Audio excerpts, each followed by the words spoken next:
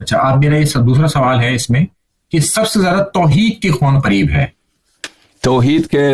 جن کا توحید قرآن کے موافق ہے، رسول اللہ صلی اللہ علیہ وآلہ وسلم کے فرامین کے موافق ہے، اور اس میں ذرہ برابر بھی ان کے فرامین سے کوئی انحراف نہیں ہے، اور جو بالکل عقلی طور پر عقل کے لحاظ سے اللہ تعالیٰ کی تنزیہ اور اللہ تعالیٰ کی عدم تشبیہ اور اللہ تعالیٰ کی صفات کو اور اس کی قدم کو اور اس کی خالقیت کو اس پہ اعتقاد رکھتی، وہ صرف اور صرف شیعہ اثنا عشریہ ہے۔ ہم سے بہت قریب جو ہیں زیدیہ ہیں، کیونکہ زیدیہ معتزلی ہیں، اور توحید کے معاملات میں معتزلہ جو تھے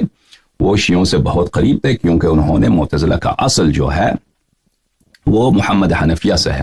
اور محمد حنفیہ امیر المومنین علیہ السلام کے صاحبزادے ہیں، ان کے فرزند ہیں، تو اس لیے عقائد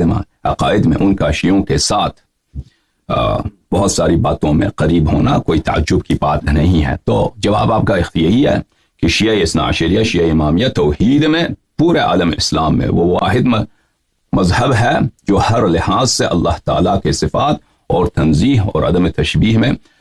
عقل اور نقل میں